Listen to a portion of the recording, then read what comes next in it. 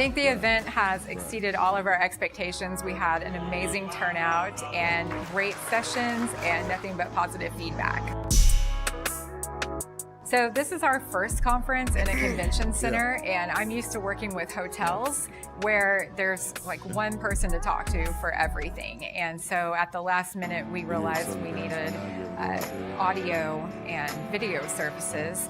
And so I contacted Lighthouse Streaming and Audio, and they were very quick to respond. They were able to, even though it was the last minute, they were able to fit us into their schedule, and they provided us with technicians and equipment to record our sessions, and we'll be able to provide the people who are speaking at those sessions with great video of themselves. I would highly recommend them. I highly recommend Lighthouse Streaming and Audio. I had nothing but a pleasant experience, and if we come back to Waco again, which we hope to do, I know I'll be in touch with them. Doors always open. Hello, my name is Roy Gillis, founder and CEO of Lighthouse Streaming. Over the last 4 years, we've had some tremendous successes, none of which could have been accomplished without you, our clients, and our viewers. From my family and the staff of Lighthouse Streaming, thank you. Hello, my name is Roy Gillis, CEO of Lighthouse Streaming, and you're watching Centex Sports Network.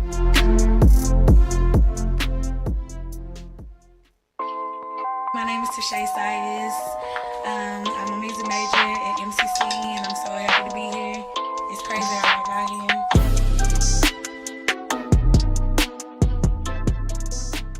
My name is Emily Adams. I'm the marketing director for the Texas Asphalt Pavement Association. We are here at our third annual MAPS conference at the Waco Convention Center in beautiful Waco, Texas. I think the event has exceeded all of our expectations. We had an amazing turnout and great sessions and nothing but positive feedback. So this is our first conference in a convention center, and I'm used to working with hotels where there's like one person to talk to for everything. And so at the last minute, we realized we needed audio and video services. And so I contacted Lighthouse Streaming and Audio, and they were very quick to respond. They were able to, even though it was the last minute, they were able to fit us into their schedule, and they provided us with technicians and equipment to record our sessions, and we'll be able to provide the people who are speaking at those sessions with great video of themselves. I would highly recommend them. I highly recommend Lighthouse Streaming and Audio. I had nothing but a pleasant experience, and if we come back to Waco again, which we hope to do, I know I'll be in touch with them. Hello, my name is Roy Gillis, founder and CEO of Lighthouse Streaming. Over the last 4 years, we've had some tremendous successes, none of which could have been accomplished without you, our clients, and our viewers. From my family and the staff of Lighthouse Streaming, thank you. Hello, my name is Roy Gillis, CEO of Lighthouse Streaming, and you're watching Centex Sports Network.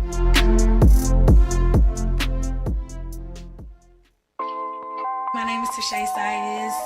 I'm a music major at MCC, and I'm so happy to be here. It's crazy how I got here.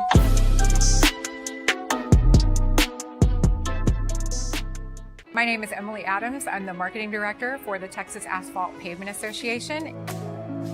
We are here at our third annual MAPS conference at the Waco Convention Center in beautiful Waco, Texas.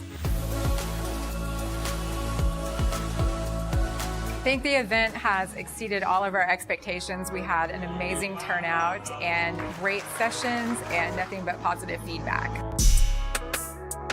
So this is our first conference in a convention center, and I'm used to working with hotels where there's like one person to talk to for everything. And so at the last minute, we realized we needed audio and video services. And so I contacted Lighthouse Streaming and Audio, and they were very quick to respond. They were able to, even though it was the last minute, they were able to fit us into their schedule, and they provided us with technicians and equipment to record our sessions, and we'll be able to provide the people who are speaking at those sessions with great video of themselves.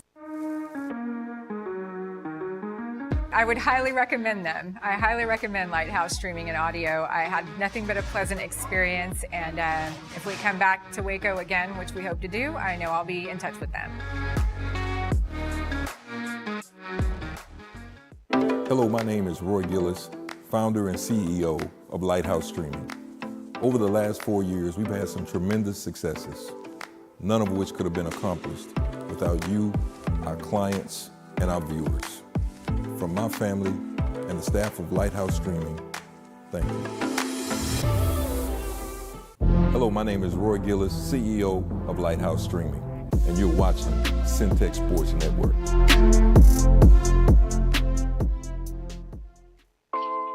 My name is Tashay. Hello and welcome back into Centex Primetime. Jalen, Gillis, your host, still here as we're getting closer to hour number 2 here of the show today. Want to thank everybody for tuning in with us and watching today, as we've had a few topics we talked about here today. Still joined by Mr. Wayne Walker in the building with us. Had a couple technical difficulties, but we'll get it right. Starting this time, we've got the head coach of University High School football right here with us, Coach Charles Foster in the building. Coach Foster, what is going on?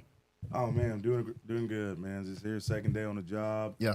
You know, a lot of support. I'm excited to get the thing rolling. You know, I appreciate y'all for inviting me out, man. Pretty awesome.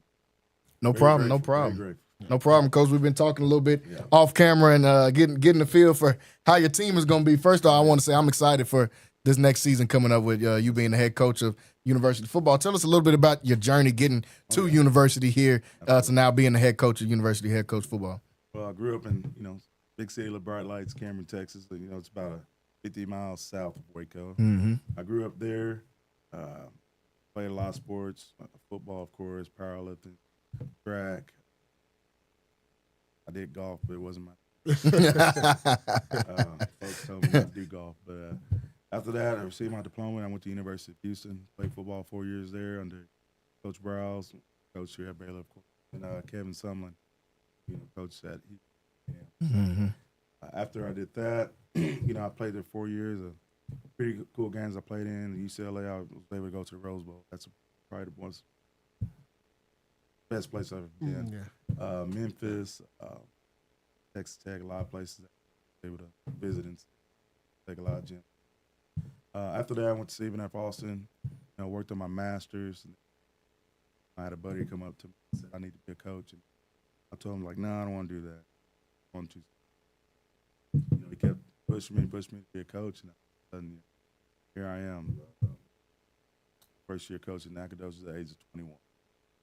Crazy, but it worked out well. I had multiple stops. Belleville, also went to Navasota, Glen Park, Copper Cove. Mm-hmm. Now I went to Bryan High. Guy named KJ Aaron Johnson hit me up. Said, "Hey, you need to be my DC." What? It's like, "You need to be my DC." I wasn't even thinking. Sure? He's like, "Yeah, man, you'll be good for the program. Kids will like you." But took a leap of faith, and I'll go. That was his first head coaching. Yeah. I went to university with KJ, and ever since then, man, and ball's been rolling. And of course, left, go to Baylor, but I also opened the opportunity. Everything. This community is great. The administration is great. Players, of course, student athletes, great, and also the whole schoolhouse. Mm-hmm. The schoolhouse is very supportive, and it's really one big family. I can't thank them. Ever since then, man, like I said, we had great accomplishments. Last 2 years, 7+ wins, back-to-back most since 1995 and 1996. I think that's when LT was playing, correct? 95, 96. Right. Yeah, yeah. That's the most wins they had back-to-back years since LT was playing. We can hang our hat on that. 3 consecutive years. I know Coach Lash was there before KJ. They made the playoffs. It's been a while since we've done that as well. A lot of good things happen at university, but not just football, but across all the sports. I like to support them all. I know baseball. They're in the playoffs first time in 12 years. Yeah. Softball's doing good. They clinched a spot. I think all major sports made the playoffs first time since it's been a while. I think Kyle Chapman, 40 years. Yeah, Wow. no doubt. There's a lot of good things happening. Oh, yeah. A lot of great things. First of all, Coach, congratulations. Thank You've been a part of that transformation where they wasn't so successful to becoming Correct. successful. And like you said, you've been to the playoffs. Right. So now how do you get over that hump to not just go to the playoffs, but Right. get that first win in the playoffs and continue to get better in your craft in football? And like Correct. you said, in every sport, Right. University Right. has been successful this year. And like I said, you've been a big part of that transformation. But Yeah. how do you get over that hump and start to win Yeah. playoff games? Yeah. I think this off season we had a really good performance and strength, and also in maxes, also conditioning. We got over the hump with that. All the numbers improved. I think we had over 40 kids that squat over 300. Yeah. Over about 20 kids that squat over 400. We That's had where it about starts at. that's where it starts. That's where it Yeah, starts. and then about 10 plus that squat 500. So so the weight rooms really starts because you gotta be physical. You know, you got teams like Fort Bend Marshall, Richard and Randall, who won state, and then you also have Iowa Colony who's coming out. It's a tough by district, but we're doing a lot of things that's going to build us up to take control of that, and also we are going both ways on the ball. Yeah. London Smith will be playing defense. Yeah. Jeremiah Green, Ron I mean, Dick. it's your We best will attribute. go It's your both best ways. attribute. Yeah. So, But yeah, I know all the kids are excited about you being the Right. coach. Yeah. And me being a former football player myself, if I'm excited about a coach, that means I'm gonna play hard for a coach. absolutely. It's a lot of coaches that talk, and you hear them, Right. but it's a lot of coaches that they talk and you listen to 'em. Right. And I think you're one of those coaches that Yeah. they listen to. So Yeah. I think that's great because Yeah. I know even from myself, hearing kids talk about you and we're hoping that you get the job even before you got it. Right. So that means they're excited about you. So I think they'll play hard for you. Absolutely. And then, we have 4 core values we go by: accountability, integrity, confidence, and commitment. And, that's how we get those kids to buy in. We always tell them at the very end, like, name a core value. What does it mean? And, we do it at the end of every day, and these kids are, they bought in, man. It's a great group of kids, man. Yeah, it's a really great group of kids, and what you guys been able to accomplish just in these last couple of years, man, I think it's been phenomenal for this university program. Like you said, moving up higher and higher each time now, trying to get over that hump of getting into the playoffs. First, Coach, what is some of those things now that, you guys know better than me. Now these guys got some playoff experience going in now. It's not going to be we're just trying to get to the playoffs and get there. Now you're trying to go in and win these games into the playoffs. How is that experience from the last couple of years going to help you guys be able to get over that hump, like Wayne said, in the playoffs? Yeah. So the thing is, we have 8 returning on offense and 7 returning on defense. So we got a lot of senior leadership that's going to be there, and those kids know like the last 2 years, most of those kids has played. So having that playing experience and that will help them to be able to get over that hump, and also the get back of all the teams we tough losses too. Yeah. Shoemaker at the very end, Brian Rudder at the very end. That was a nail biter. And then, of course, we got, Circle on the calendar for Brenham. Brenham's a very, very powerful team. They're, really good all around. But, we're going to be excited, because that was a district championship game basically last year. Right. When we went to their place, they blacked out the whole thing, backed that out. We have one of the best running backs in the nation, Jacoby Dixon, and we're looking forward to that. We want to win game 1, but after that, we're going to circle continue. that. Yeah. And that's the thing about success. I mean, and when you go to the playoffs and you have that many returning players coming back, like you said, it leaves a bad taste in their mouth. It does. So they have to be hungry as players and Right. say, hey, and hey, I don't want to go out. We're going to win this game. Yeah. We want to create a legacy. Having those Absolutely. returning Yeah. guys come back, it'll help a lot because those guys, it leaves a bad taste in your mouth. Once you lose and you've been used to winning and you used to being successful, Right. you want to continue. So now Absolutely. so they'll help you find a way to get over that hump. Yeah, and they can also be leaders to the younger guys that are coming up, the holes that we have to fill, which they have been. I mean, it's crazy. Like sometimes I look at my watch, I'm like, golly, what time is it? Those guys are running routes and doing drills on the field. Coach, 10 more minutes, 15 more minutes. I'm like, all right, man, Lakers played late or whatever like that. I guess, I mean, like my favorite player is not in the playoffs, Chris Paul. I know y'all talking about NBA. Yeah. CP3 is one of my best favorite basketball players. Oh, and for sure. They didn't make the playoffs, so I said, you know what, I'll stay a little bit later. Watch you guys. So So No, yeah, definitely. but their work ethic is it's crazy. They want to be great. There's a lot of kids that want to play at the next level, and I'm also a recruiting coordinator that I did the last 2 years, and to get them out, push them out, NAIA, D3, D2, D1. I mean, it doesn't matter. Like if you want to play at the next level, I'm gonna do my best to get you there. So. And that's when it starts. Everybody thinks football season starts when football season starts. No, Football season starts in our season. it does. That's when you go out and you work on the things that make you better, and you get stronger, you get Right. faster. Yeah, and absolutely. The weaknesses that you had the prior year, you start to work on those things. So that's when you go out and become a football player. So 365. It's not just in, 365, it's not just in the fall. Yeah, exactly. Champions are made in the off season, as they say. You know what I mean? Definitely. So No doubt yeah. about it. No doubt about it, Coach, you talked a little bit about London Smith, and obviously one of the highest recruited players, Right. not just in the city, but in the state of Texas as well. But you guys got a lot of studs on this team. We do. It's not just Smith. It's a lot of guys out there, and multiple guys with D1 offers. One of the Absolutely. guys we talked about off the cam is your quarterback, man. I watched Yeah. him from the first game of the season Yeah. to the end of the season. I feel like he made a lot of leaps and bounds as far as his play and his decision making. And young Savoy Nichols, talk a little bit about how he's not only taking on that role as just being a quarterback, but Right. both you guys know the quarterback comes with leadership as Leadership, well. absolutely. You have to be a leader of men to go out there and talk about his just Absolutely, growth and yeah. development over Yeah. just the last year. Yeah. My first year meeting Savoy as a freshman, very quiet kid. He's just trying to find his role, and he's always asking questions to get better. But that second year, he took a big leap. The guys, talking to offensive lineman, wants to meet with the O-line, wants to do extra work afterwards. He's a vocal leader in the weight room, and the kids just all around. He's going to be special. I mean, he has an offer from Midwestern State, but to be honest, Midwestern State is like getting a D1 offer because the transfer portal has like 2,000 kids in it. Right.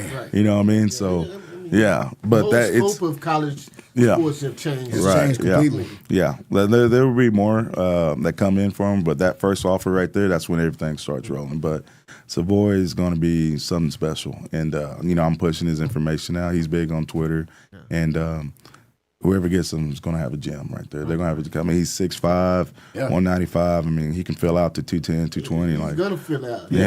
He's going to fill out. I'm a good friend of his father. Yeah. Oh, yeah, really good guy. He's been pushing him since, he was about 6 years old. Yeah. Right, yeah. And Savoy's a great kid, very respectful kid, and like you say, he's going to be a leader, and He I is. think it's great things to come from Savoy. And it's crazy. He's going to be a junior next year. He's Yeah, gonna be a that's the junior. crazy part And it about seems it. like he's already been in high school for 4 or 5 years. So Right, I yeah. mean, it's just like London. I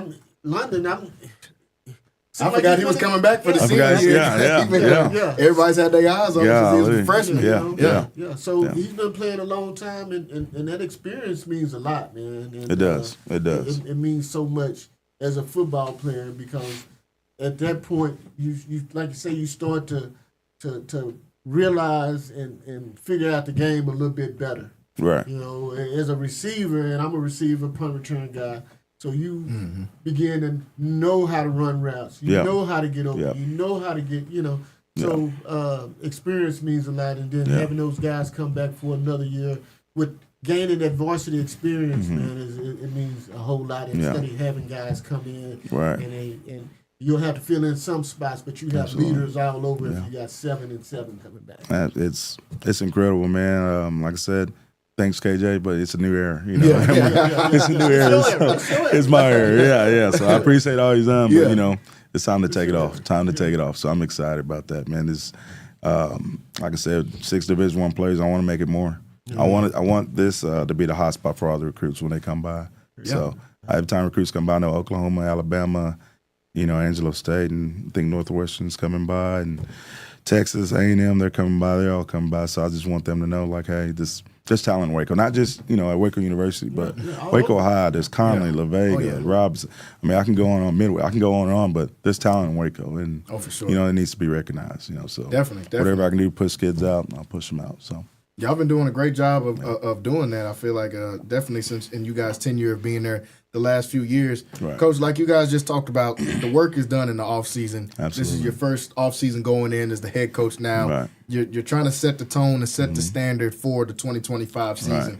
What are those things that you are going to be instilling and locking in this team for you guys to have that successful 2025 season? So first thing in off season, we do classroom work.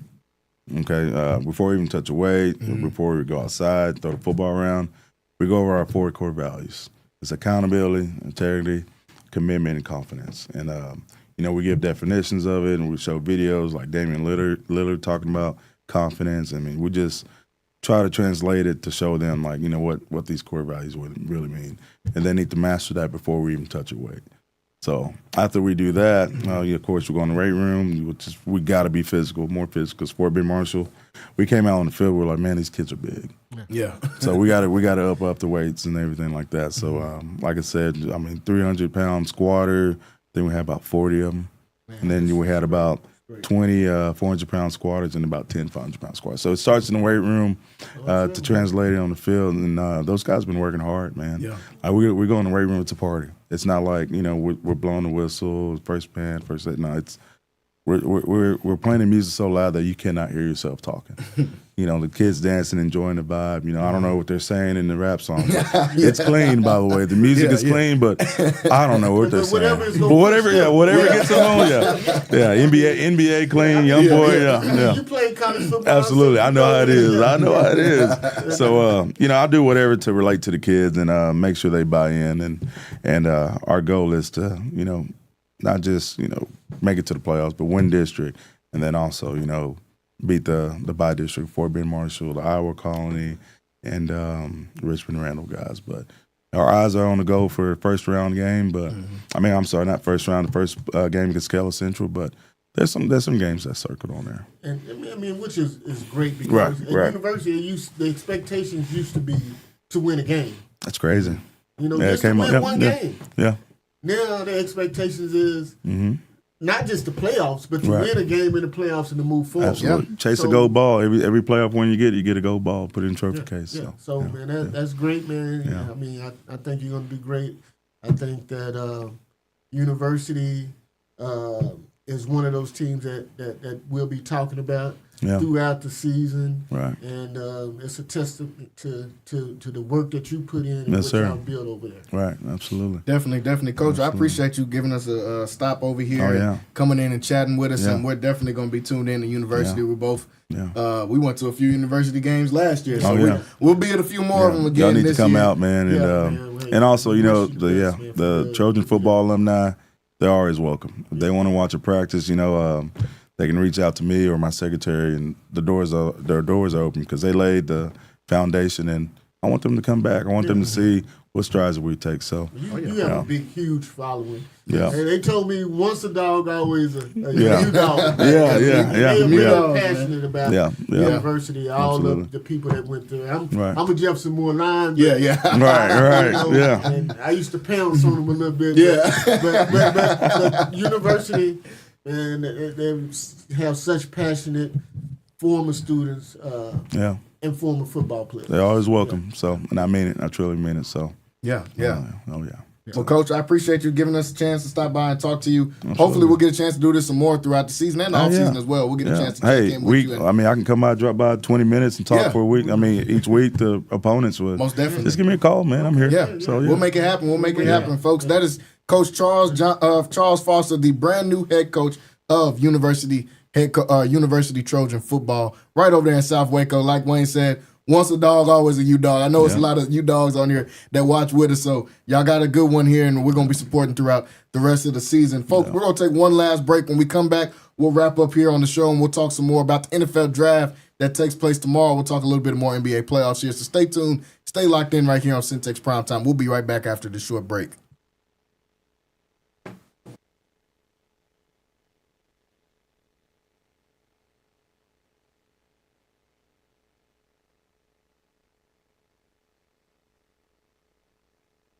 Happy to be here. It's crazy how I got here.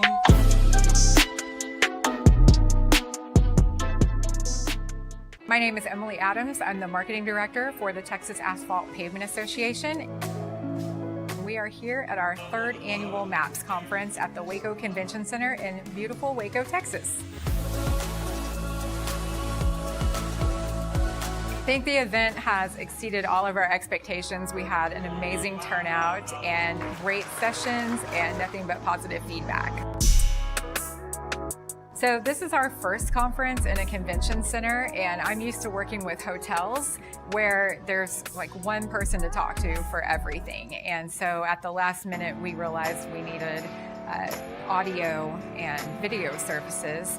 And so I contacted Lighthouse Streaming and Audio, and they were very quick to respond. They were able to, even though it was the last minute, they were able to fit us into their schedule, and they provided us with technicians and equipment to record our sessions, and we'll be able to provide the people who are speaking at those sessions with great video of themselves. I would highly recommend them. I highly recommend Lighthouse Streaming and Audio. I had nothing but a pleasant experience, and if we come back to Waco again, which we hope to do, I know I'll be in touch with them. Hello, my name is Roy Gillis, founder and CEO of Lighthouse Streaming.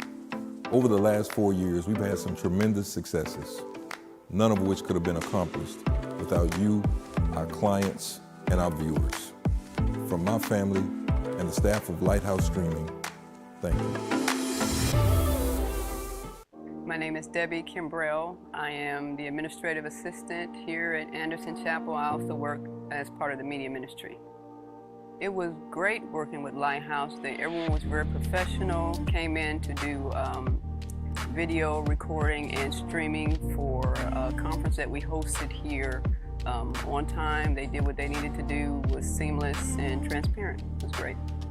And feedback, everyone was impressed. So it went out, it was a conference level, so a state level event, and everyone was impressed with the product and the result. We got the DVDs too, which people purchased, and they were impressed with those. It was great overall.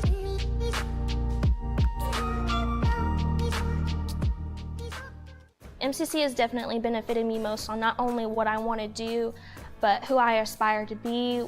Expect every professor to help you become who you want to be and more. Create your own success at MCC. My name is Tashay Saitis. I'm a music major at MCC, and I'm so happy to be here. It's crazy how I got here.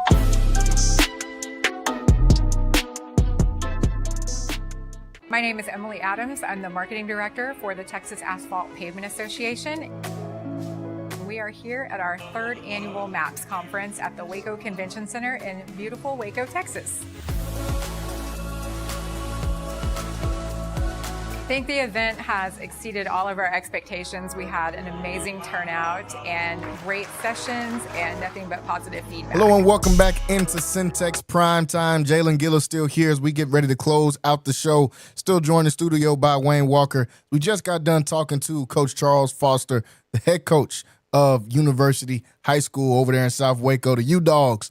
Getting ready for another great season out there in South Waco. Can't wait to be able to catch some of those games, too. I think one of the most exciting high school football teams that we've got here locally in the Waco area, and I got a chance to watch them last year.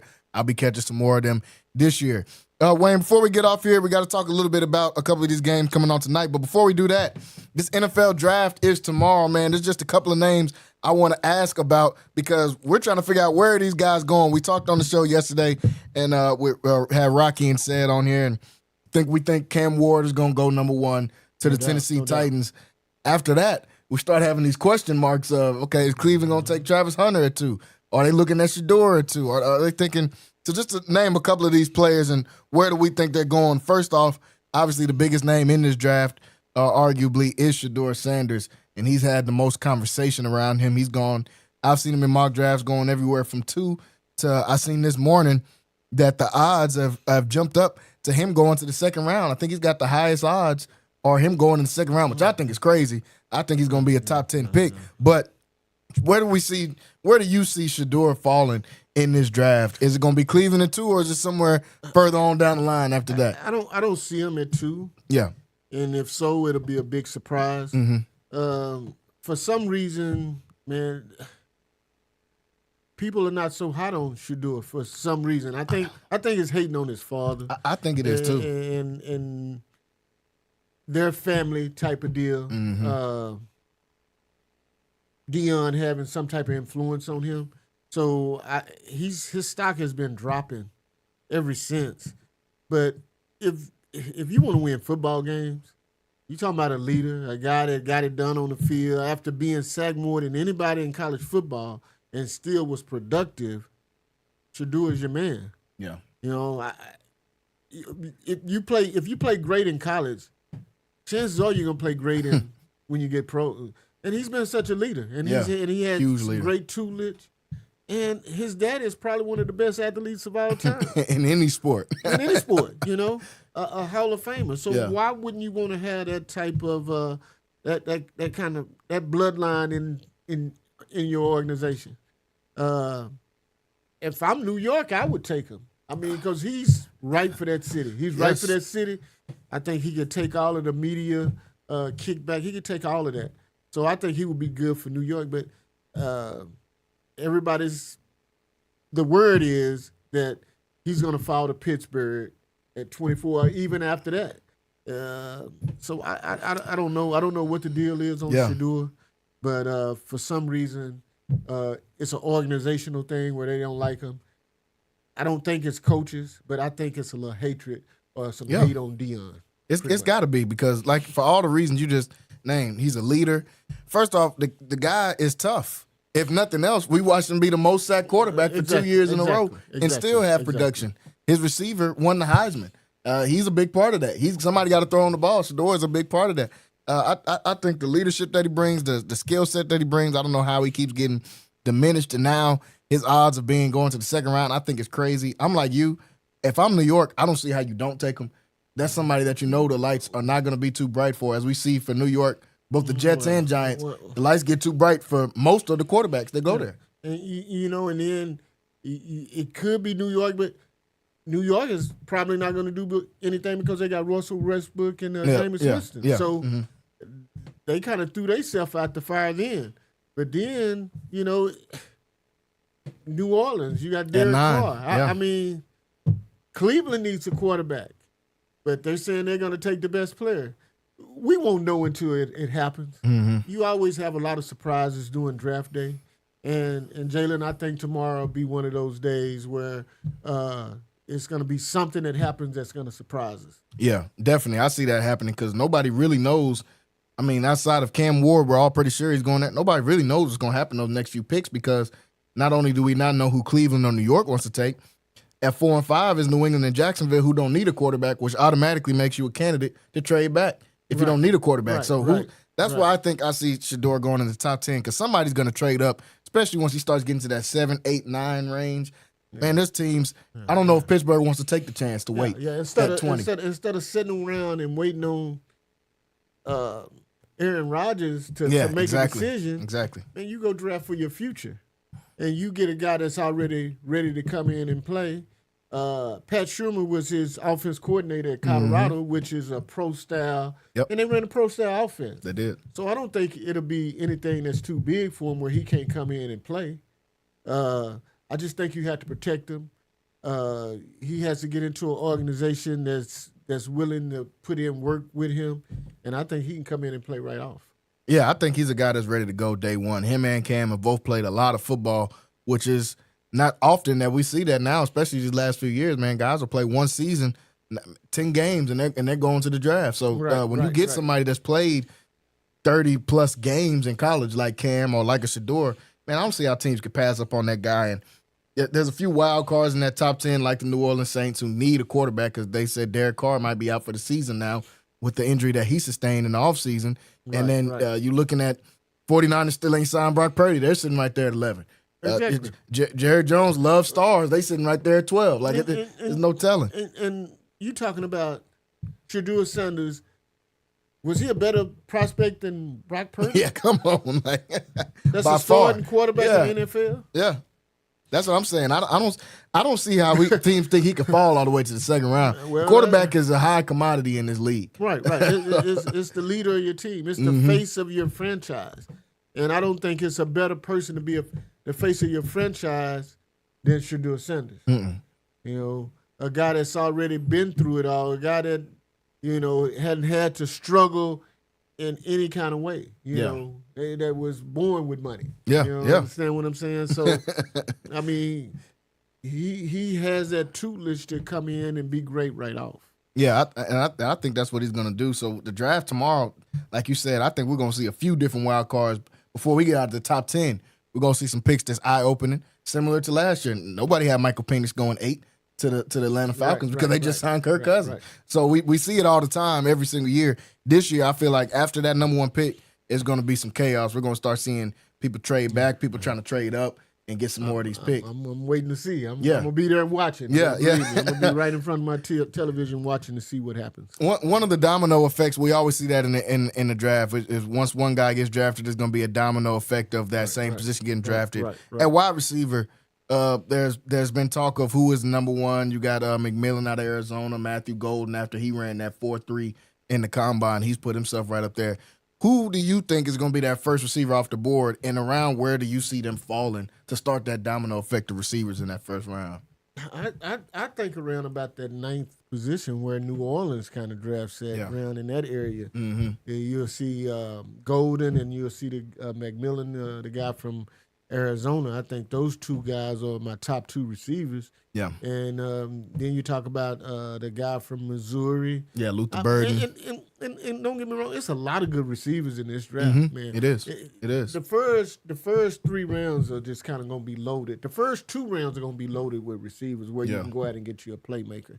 So I don't see a shortage of receivers, but those top 2 are to me are Golden, which I mean, he made some tough catches last year. Yeah, and then when he went out and ran this 4.2, probably would put him as my number 1 receiver. Yeah, with the I agree. Speed aspect. McMillan, his size and how he breaks tackles and does the things he do, I would say A1, A2, man, pretty much. Those 2 guys, you can't go wrong with them.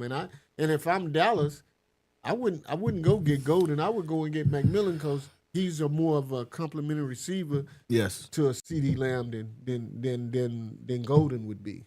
Yeah, you know, I agree with that. So if I'm Dallas and I'm picking receiver, that's the one I want to get. Yeah, because it gives you that jump ball guy. CD is a great receiver, but he's not that jump ball type of guy. He's 6'1", 6'2". You bring in a 6'5" dude, now that can change the dynamics. And I see him like a... Well, you had a Brandon Cooks at 5'9". Yeah, exactly. You know, that didn't work out too hot for the last couple of years. You need a big body receiver, and that'll give you a chance to go and get a big body receiver. Yeah, and all your money's going towards Dak in that offense. You got to give Dak the weapons. You can't take take back the money he gave him. And that's what the Cowboys need. They need a wide out.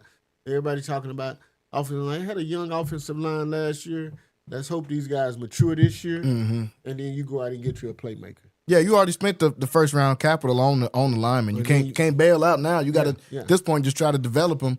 And like you said, that receiver room, they got to up that. I see they added a couple running backs in the offseason, and they'll be able to. This running back class is so loaded, man. You can get a good running back in the 5th round of this draft with how many running backs coming out. If Gentry ain't gone, you take him. Oh yeah, because he's a game changer. He ain't getting out the building. He ain't getting out the first top 10. No, I think Vegas might take him at 6. That's why I had him going in my mind. But if he's still available, you take him. But if not, I think you take McMillan if I'm the Dallas Cowboys. Yeah, if I'm from a personnel standpoint, that's the way I would do it.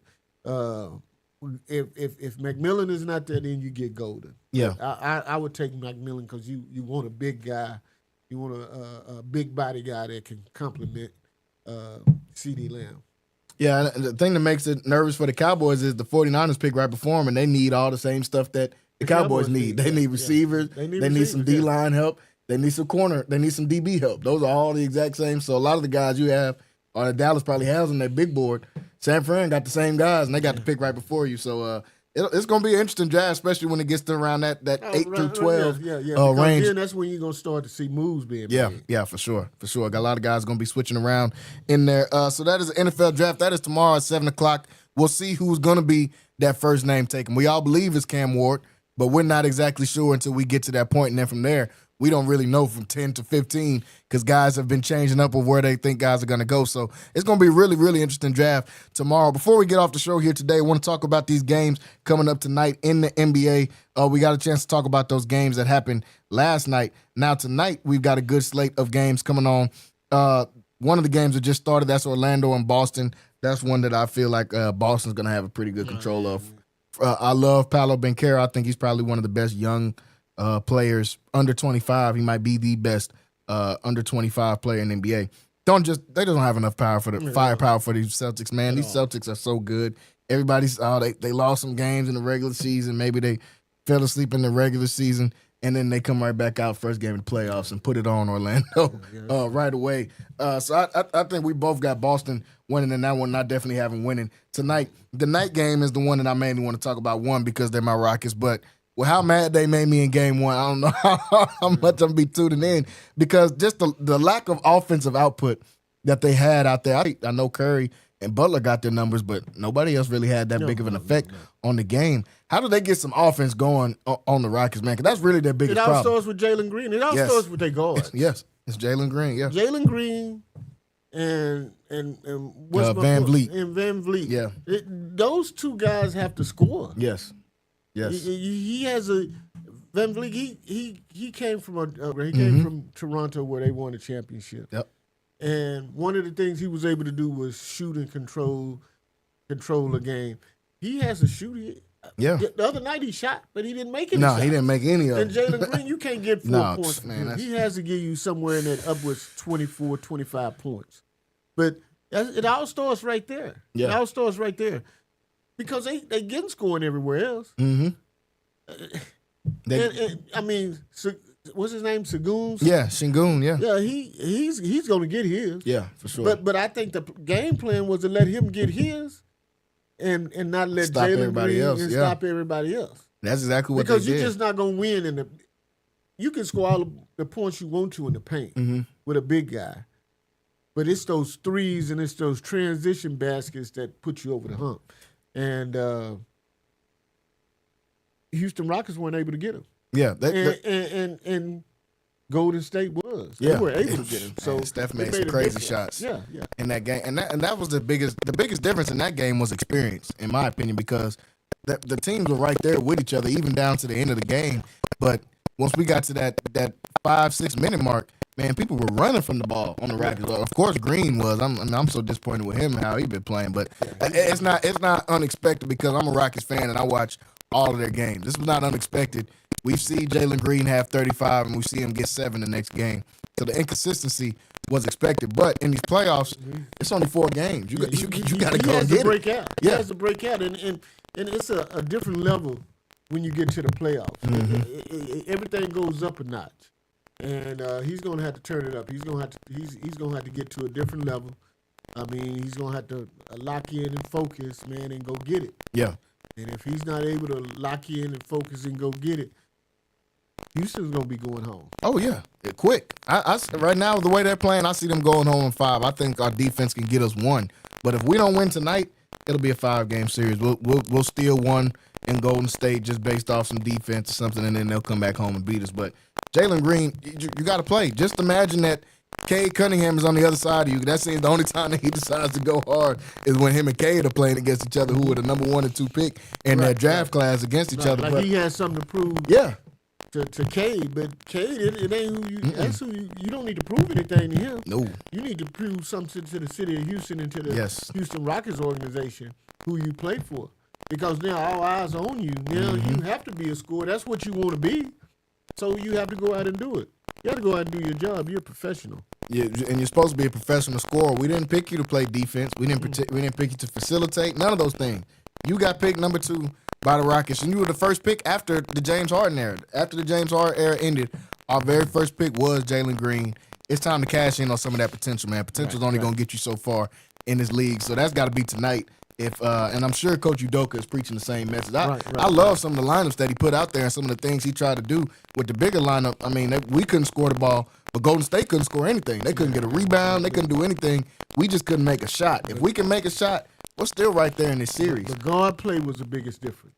Huge difference. Steph outscored Van Vliet and Green by himself. Times 2. Yeah. I think Van Vliet had like 8 points and Green had 4. Steph had 38. So, I mean, So that is the biggest difference. Yeah. So in order for Houston to be competitive and compete in this series, they're going to have to score. Those guards going to have to score. Yeah, I think you're going to get your you know you're going to out rebound them. Yeah, you're going to kill them on the boards. Seguin going to get his.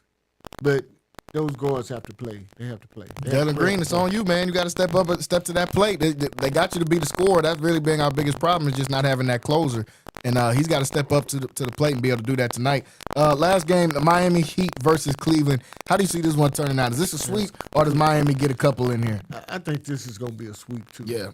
I think Cleveland has too much. They're big. Yes. They're long, and they can score. And Multiple different guys. Yeah. And they have a defensive presence as well. So while you running around Tyler Hero, if Tyler Hero can't score 30 to 35 points a game, which is their main scoring threat, they're not going to. You can let Bam get his, and he can get 22, 25 or whatever. He don't shoot the ball, so they don't care if Bam touches it at all. He won't shoot. I don't know what's up with that, but he's not going to shoot it. But Hero, like you said, Hero's got to be that driving force, and they just don't have enough, man. Cleveland is way better than what people thought, is what I feel like. Cleveland's way better than what people thought, and they're showing that going out there and the way that they dominated. So I see the same thing as you. This might be a sweep coming up. They play about to come on in a couple of minutes here, and then the Rockets will be the 8:30 game here tonight. So still more playoff basketball to talk about here, folks. I want to thank everybody for joining in with us here today on Centex Primetime. Out of time here today. Want to thank everybody. Want to thank Coach Foster for stopping by and giving us a couple of minutes, man. With us here, signing off is Jalen Gillis. We will see you guys next time. Everybody have a great evening.